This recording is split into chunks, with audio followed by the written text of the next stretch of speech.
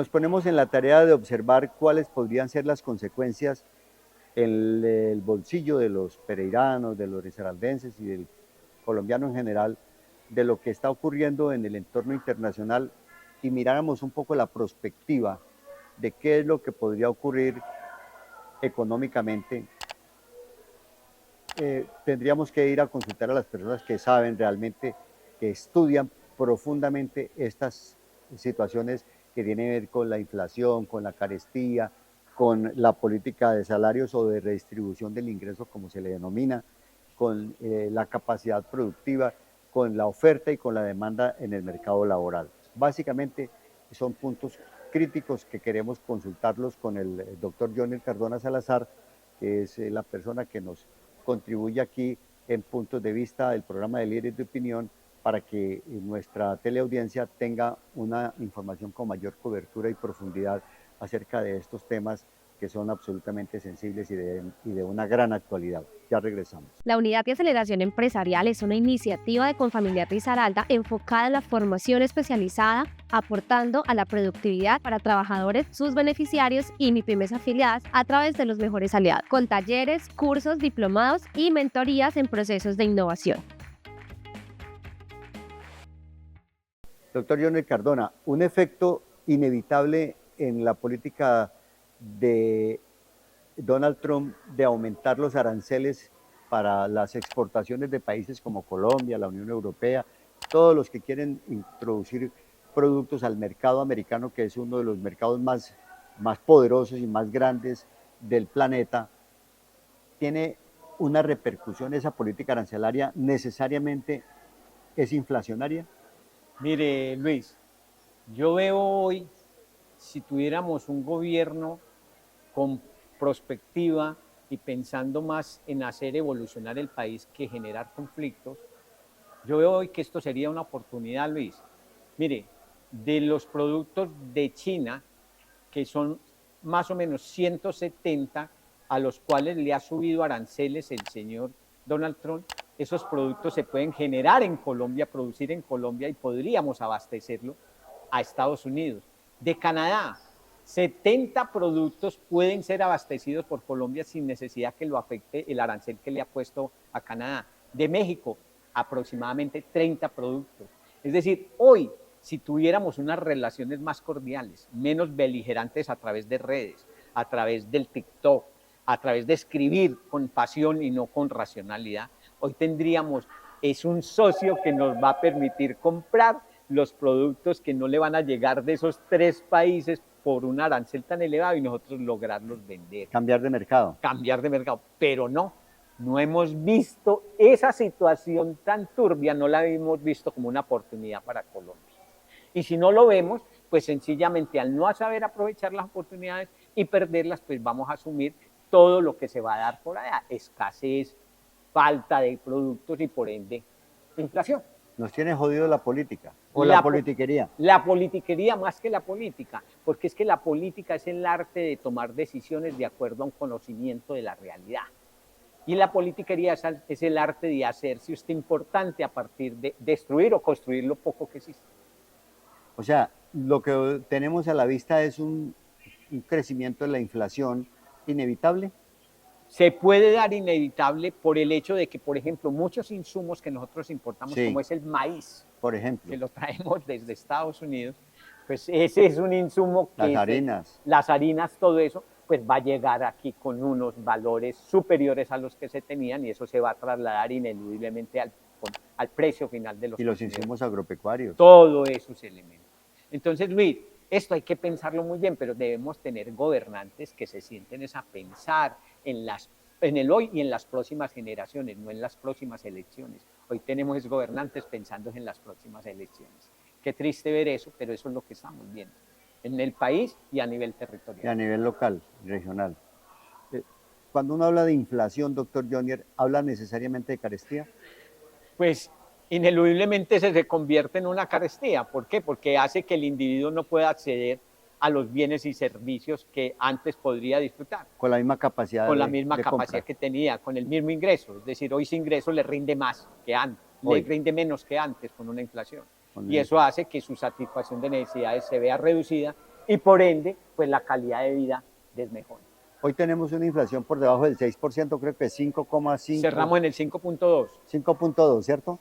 Y la tendencia es a subir. Con una leve alza que se presentó en el informe de enero y un alza que está pegándole en el mes de enero mucho a los pobres y a la población vulnerable. La inflación que se dio en el mes de enero para Colombia fue superior, la de los pobres y de la población vulnerable, con respecto a la población de clase media y clase alta.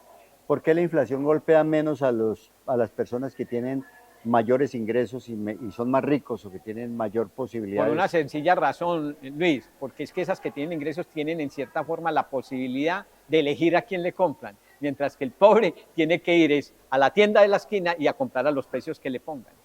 Esa es la sencilla, la capacidad de elección que tiene el que posee. Yo puedo ir a este supermercado y no lo compro aquí, tengo que ir a aquel, pero el pobre tiene que ir siempre al que le vende.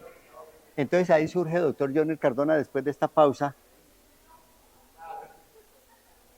el gran dilema que surge alrededor de la redistribución del ingreso, de lo que tanto hablaba López Michelsen en sus conferencias, en sus charlas, a las cuales asistimos en muchas oportunidades, al principio sin entender mucho, pero después cuando ya lo golpea uno en la vida materialmente es cuando comienza a ver el asunto.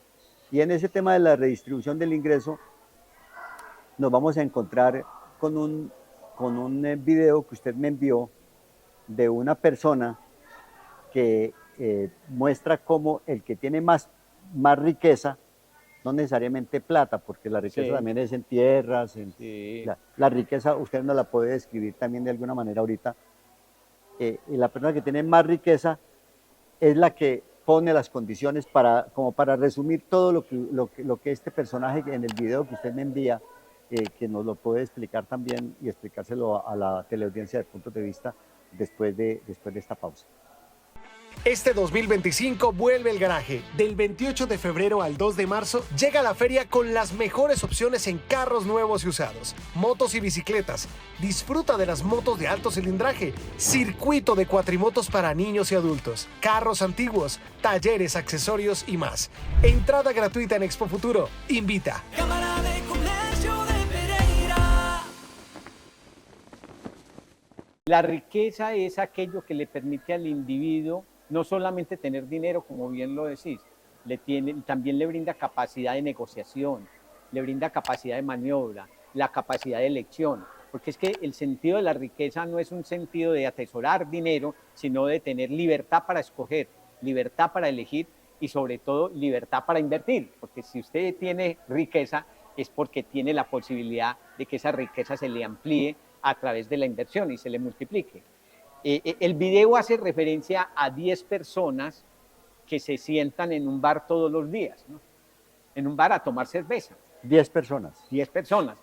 Y ese valor de las 10 personas, esas 10 personas, 7 son en su gran mayoría pobres. Y hay 3 que viven con mejores condiciones. El octavo tiene unos ingresos más altos, el noveno también, y el décimo es el que tiene la mayor posibilidad de ingresos. El tío más rico. El más rico, listo. Y ellos toman siempre cerveza. Y la cuenta siempre se distribuía de acuerdo a ciertos parámetros, de acuerdo al nivel de ingresos que tuvieran las 10 personas. Pero como los primeros 7 no tenían ingresos, pues los 3 siguientes se encargaban de pagarle las cervezas que se tomaran, distribuidas entre los 3. Es un sinónimo del subsidio. De subsidio, correcto. Subsidiaba el consumo de los otros 7 que tomaban cerveza. De los otros 7. Con todos los 10. Listo. Entonces, ya el señor del bar les dijo, no, voy a colocarles un impuesto, es decir, un precio, porque el precio, la inflación es un impuesto. Sí. Entonces les voy a colocar un precio más alto. Entonces, ya entre los 10 se reunieron, entonces los 3 últimos que tienen dijeron, nosotros vamos a seguir consumiendo la misma cantidad de cervezas, pero los 7 de antes, los 7 ya no podrán consumir lo mismo. ¿Por qué? Porque vamos a tratar de compensar ese aumento con reducir a estas personas el consumo de las cervezas y nosotros pues seguir consumiendo. ¿Por qué? Porque somos los que estamos pagando, pero los de acá siguen consumiendo gratis, pero ya no en la misma cantidad.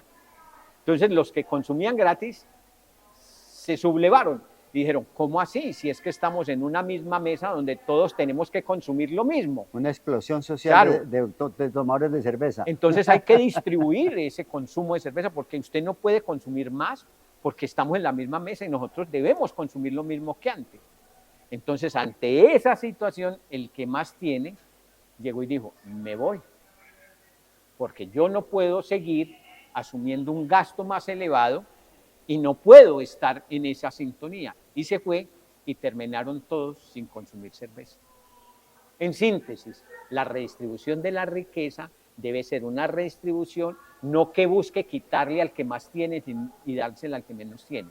Es buscar cómo el que menos tiene puede acceder a esos recursos que están ahí y que pueden ser alcanzados por ellos a través de sentirse productivos, no estar esperando a que le den la cerveza. Eso es lo que ocurre en un país como el nuestro, en Bueno, donde el 70% de la población está Anestesiada a través de subsidios. de los subsidios. Correcto. Usted dice anestesiada a través de subsidios. Sí, la mantienen ahí quieta, paralizada y hecha para servirle al político de turno para a través de la extorsión decirle, si vos no votas por mí, el subsidio desaparece, entonces convierte eso en un subordinado a la gente del subsidio y además acaba con la democracia. La democracia es el poder de elegir, de uno de determinar por quién y por quién no. Y ahí la única opción que tienes es el que te da el subsidio. El que es beneficiario del subsidio está condicionado a Claro. votar por el que se lo da, El que se lo brinda. el que se lo ofrece, el que se lo entrega, que son generalmente los gobernantes y los políticos. Normalmente los politiqueros, porque Sí. es que yo hago siempre una diferenciación entre el político y el politiquero. El politiquero. El político es el que tiene claridad sobre las acciones y las rutas. Y un que se deben ejemplo estar. típico es el subsidio del CISBEN. Eso es lo más arruinador, tanto mental como económicamente. Mentalmente, porque convierte en una persona, a una persona la convierte en un mendigo.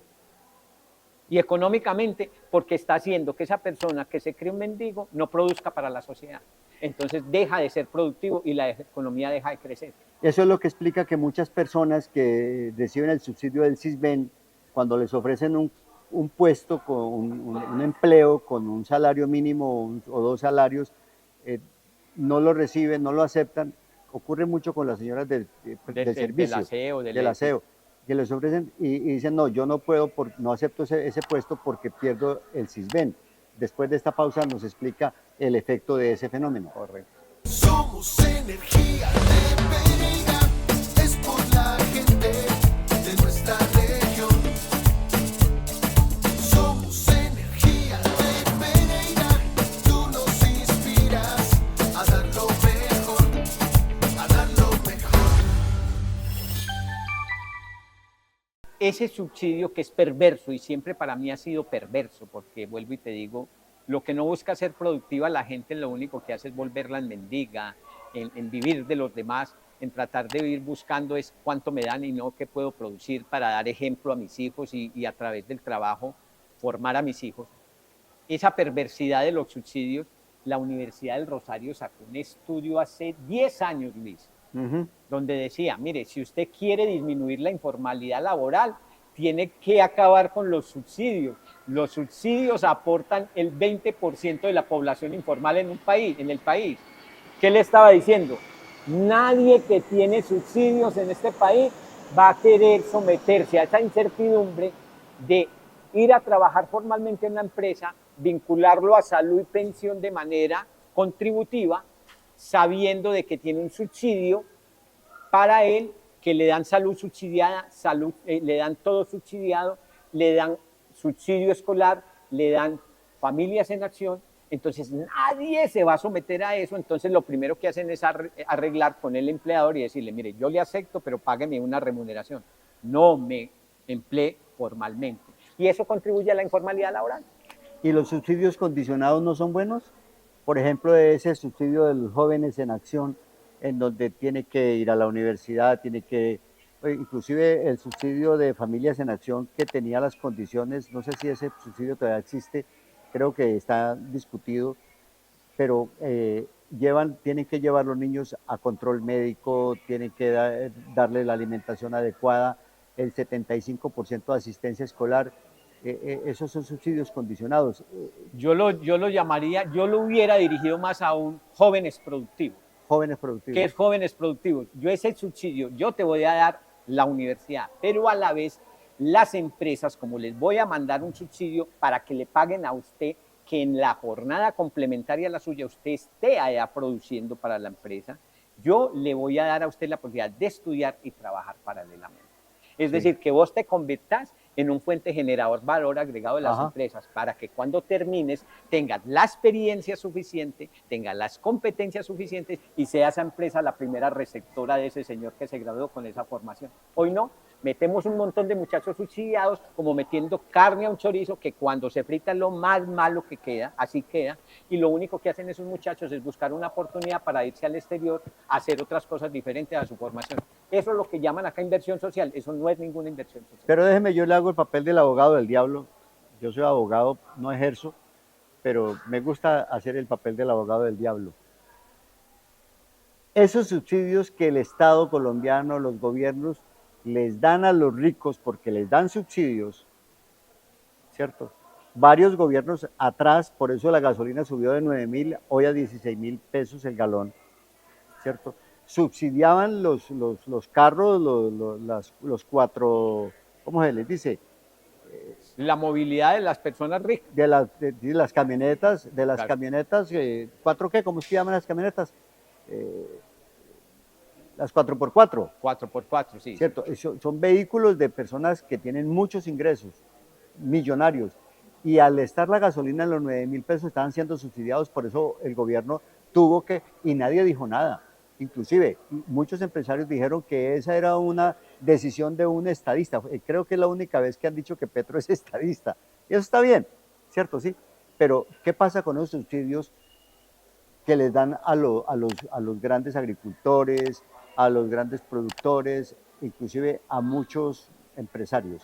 Bueno, empezando, Luis, que grandes agricultores en el país no hay. Es decir, si mucho habrá el 2 o 3%. Sí.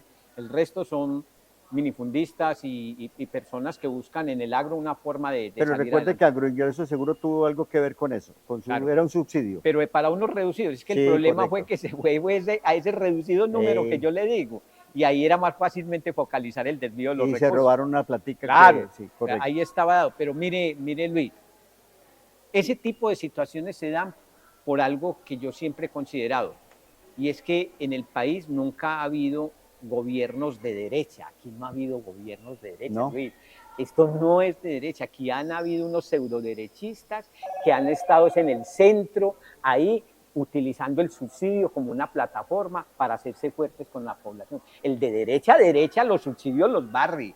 Eso no puede existir en una economía. Aquí han existido subsidios desde que yo me conozco hasta ahora. Ajá. Por lo tanto, aquí lo que han hecho esos gobiernos que dicen que son de derecha es una réplica mal hecha de cómo hace el socialismo para mantener la gente adormecida a través de subsidios. Estados Unidos subsidia la agricultura, por ejemplo, el maíz y ciertos productos. Pero la producción. Subsidia la producción. La producción. Eso es distinto. Eso es distinto. Subsidia la producción, con eso reduce costos y al reducir costos vuelve más competitivo al agricultor. El agricultor, lo vuelve más productivo. Pero allá que le van a decir a un trabajador, venga, yo lo subsidio, no. Allá es la producción. Le entendí. Y espero que la teleaudiencia de Puntos de Vista también lo haya comprendido de esa manera. Quiero cerrar este capítulo con usted, doctor Jonier Cardona Salazar, con una pregunta perversa. ¿Por qué en Estados Unidos y también en Colombia se dice que los ricos, la gente que tiene mucha riqueza, grandes capitales, quieren o piden que les cobren más impuestos? Y si el problema de Colombia, por ejemplo, en este momento, y de los departamentos, de las regiones y de los municipios es el recaudo. Usted tiene en el municipio de Pereira un presupuesto para los 4 años de gobierno de Mauricio Salazar de 5 billones de pesos. Es el más grande presupuesto durante de la historia los de las, años de de los gobierno. 4 años de los 4 años de gobierno. Tiene 5 billones aproximadamente en el presupuesto. Pero el hecho de que tenga presupuesto no quiere decir que tenga esa plata, porque si no tiene caja es porque no hizo recaudo, ¿cierto? Esa relación que existe entre el pago de los impuestos, los que tienen mucho dinero para pagar, que no pagan, ¿cierto? o que no pagan los impuestos suficientes? Por favor. Mire, Luis, se lo voy a sintetizar en algo. Dígame. Este es un país con una falencia total de sistemas de información. Este país no tiene sistemas de información y no tiene unos sistemas que sean articulados, que se hable el mismo idioma en una base de datos acá, con otro idioma en otra base de datos acá, que sean lo mismo y estén articulados frente a un objetivo común, y es buscar focalizar adecuadamente el cobro de impuestos. Si usted va y consulta diferentes sistemas de información en el país, por acá le dan un dato de quiénes tienen dinero, por acá le da otro dato, por acá otro, y por acá unos están metidos en pobres cuando son ricos. ¿Por qué? Porque los sistemas de información lamentablemente son débiles, carecen de control, carecen de seguimiento y sobre todo están en manos de gente corrupta que los manipulan de acuerdo a los intereses politiqueros del momento. Eso pasó con una cosa de las cesantías en la alcaldía de Carlos Maya. Y eso fue Se manipularon. una manipulación Claro. con el sistema de información, Sistema de de la información. alcaldía. Entonces, cuando usted no tiene sistemas de información, usted lo que hace es disparar al aire, a lo que primero coja y que le caiga. Entonces, lo primero que hay que fortalecer en este país son los sistemas de información. Bueno, doctor Johnny Cardona, no lo veo optimista ni medianamente optimista, pero tampoco muy pesimista, pero no lo veo muy optimista con el desarrollo de la economía en el curso del año 2025 y lo que viene para el 2026. La veo muy difícil, Luis. Si nos sostenemos en este lánguido crecimiento económico, estamos haciendo mucho. ¿Sí? Pero con el déficit fiscal que tenemos, Luis, con el endeudamiento que se tiene, Luis, y el panorama que están vendiendo de que si no hay una nueva reforma tributaria esto no va a salir adelante, con esa falsa idea de que es a través de reformas que esto sale adelante, yo no veo que el país logre salir de buena forma durante estos años. Y si le agregamos una dosis de politiquería, peor. Peor, Luis, y sobre todo en estos momentos tan críticos donde debíamos estar todos unidos. Sí. ¿Alrededor de qué? De defender un país como Colombia, que es bello, tiene diversidad, tiene diferentes etnias, tiene todo para ser uno de los países más atractivos a nivel internacional. Y lo único que estamos haciendo es destruirnos a partir de ideas sesgadas, erróneas y sobre todo basadas en la emotividad y no en la razón. ¿Y vamos a tocar fondo? Y vamos a tocar fondo. Yo lo veo muy, muy duro, Luis, porque hoy esta situación de orden público también, que está menoscabando la tranquilidad de los colombianos, no tiene punto de retorno. Esto ya no tiene punto de retorno cuando hemos debilitado nuestras Fuerzas Armadas, cuando hemos debilitado la institucionalidad del país y cuando hemos debilitado a la población, cada vez distanciándose y volviéndose en focos de mayor pelea. Ese es un problema que Dios no quiera, Luis, nos va a generar unos efectos muy funestos. Johnny Cardona Salazar, doctor en Economía de la Universidad de Suiza, profesor aquí en la Universidad Libre Seccional Pereira, en la Facultad de Economía, está con nosotros aquí en Puntos de Vista, el programa de Líderes de Opinión. Muchísimas gracias, doctor Johnny. Luis. Lo estaremos por aquí asediando nuevamente para que nos vaya dando sus opiniones y su visión de lo que está sucediendo y va a suceder con la economía local, nacional y mundial. A la amable teleaudiencia de Puntos de Vista, mil gracias por la sintonía, por la confianza y los esperamos en el próximo programa.